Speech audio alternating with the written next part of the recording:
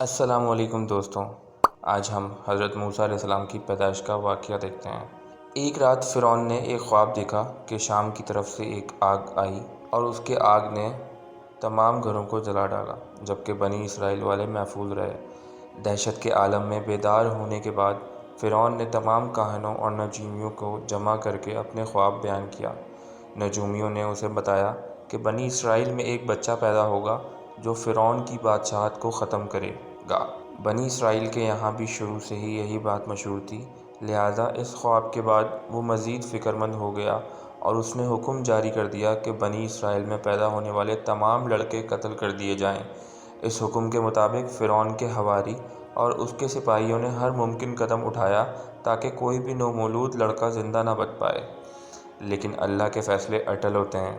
دیکھتے ہی دیکھتے بنی اسرائیل کے ہزاروں نومولود بچے ذبح کر دیے گئے۔ ان دنوں حضرت موسیٰ علیہ السلام کی والدہ اپنے حمل کے ابتدائی دنوں میں تھیں۔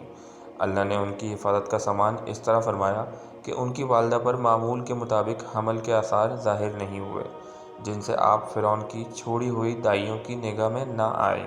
انہوں نے اس بات کو چھپائے رکھا یہاں تک کہ پیدائش کا وقت قریب آ پہنچا اور انہوں نے بچے کو جنم دے دیا۔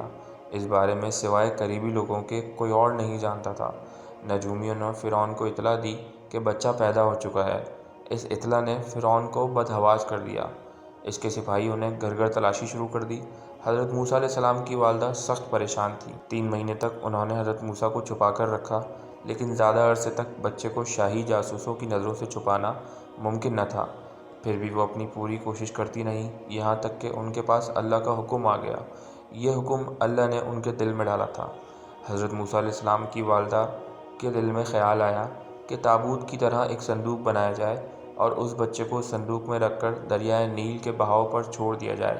حضرت موسیٰ علیہ السلام کی ماں نے اللہ کے حکم کے مطابق بچے کو صندوق میں رکھا اور دریا میں چھوڑ دیا۔ ساتھ ہی موسیٰ علیہ السلام کی بہن سے کہا کہ تم اس کے پیچھے پیچھے چلتی جاؤ، لہٰذا وہ دریائے نیل کی موجوں میں چلے اور ان کی بہن کنارے کنارے چلی۔ صندوق بہتا ہوا محل کے تالاب میں پہنچ گیا۔ وہاں فرعون کی بیوی اور خادمائیں لطف اندوز ہو رہی تھیں کہ صندوق پر ملکہ کی نظر پڑی۔ اس نے کنیزوں کو حکم دیا کہ صندوق کو تالاب سے نکال لاؤ۔ جب صندوق کھولا گیا تو اس میں ایک حسین اور تندرست بچہ آرام سے لیٹا ہوا تھا۔ ملکہ بہت خوش ہوئی، اس کی آنکھوں میں ممتا اتر آئی۔ شفقت و محبت سے بچے کو گود میں لے لیا۔ ملکہ نے سوچا کہ اس بچے کو بیٹا بنا کر پالنا چاہیے۔ محل میں کسی نے خدشہ ظاہر کیا کہ یہ بچہ بادشاہ کی سلطنت کو ختم کرنے کا سبب بھی بن سکتا ہے۔ فرعون کے دل میں بھی یہ خیال آیا کہ کہیں یہ بچہ بنی اسرائیل کا وہ لڑکا نہ ہو جس کے بارے میں نجومیوں نے پیشن گوئی کی تھی۔ لیکن فرعون کی بیوی نے کہا، یہ بھی تو ہو سکتا ہے کہ یہ بچہ ہماری آنکھوں کی ٹھنڈک بنے، یعنی ہم اس کو اپنا بیٹا بنا لیں۔ اس پر فرعون نے کہا، یہ صرف تیری آنکھوں کی ٹھنڈک ہے، میری نہیں۔ میں نہیں چاہتا بنی اسرائیل کا کوئی بچہ میری نگرانی میں پلے، لہٰذا یہ صرف تیری ہی آنکھوں کی ٹھنڈک ہے۔ حضرت ابن عباس رضی اللہ تعالیٰ فرماتے ہیں کہ اگر فرعون یہ بات کہہ دیتا کہ یہ میری بھی آنکھوں کی ٹھنڈک ہے تو اللہ تعالیٰ اسے بھی ہدایت دے دیتا۔ ملکہ نے اس بچے کا نام موسیٰ رکھا، جس کے معنی ہے کہ وہ شخص جو پانی سے نکالا گیا ہو۔ بچے کو جب محل میں لایا جایا گیا تو اس نے دودھ کے لیے رونا شروع کر دیا۔ بچے کے پاس دودھ پلانے والیاں لائی گئیں، لیکن بچے نے کسی عورت کا بھی دودھ نہ پیا۔ جو عورت بھی آپ کو دودھ پلانے کی کوشش کرتی ناکام ہو جاتی۔ ادھر موسیٰ علیہ السلام کی بہن دور کھڑی یہ سب دیکھ رہی تھی۔ موسیٰ علیہ السلام کی بہن نے فرعون کی بیوی سے کہا گیا، میں تمہیں ایسا گھر نہ بتاؤں جو اس بچے کی تمہارے لیے پرورش کرے اور اس بچے کی خیر خواہ ہو، اس لیے کہ وہ ایک غریب گھرانہ سے ہے۔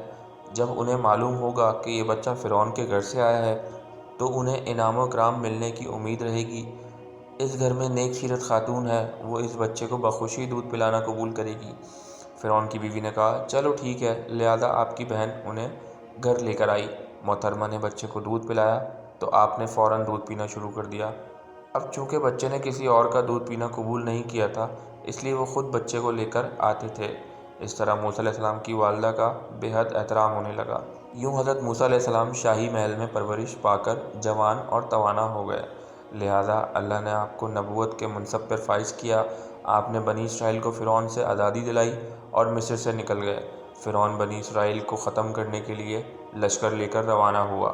جب بنی اسرائیل بحر احمر کے قریب پہنچے تو اللہ نے ان کے لیے دریا کے بیچ سے راستہ کھول دیا۔ یہ وہی موقع تھا جب فرعون کا وہ خواب پورا ہونے والا تھا اور اس کی بادشاہت اور لاؤ لشکر تباہ و برباد ہونے والا تھا۔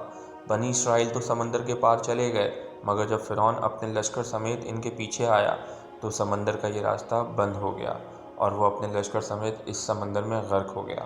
دوستو، آج کے لیے اتنا ہی۔ چینل سبسکرائب کر دیے گا، لائک کر دیے گا، کمنٹ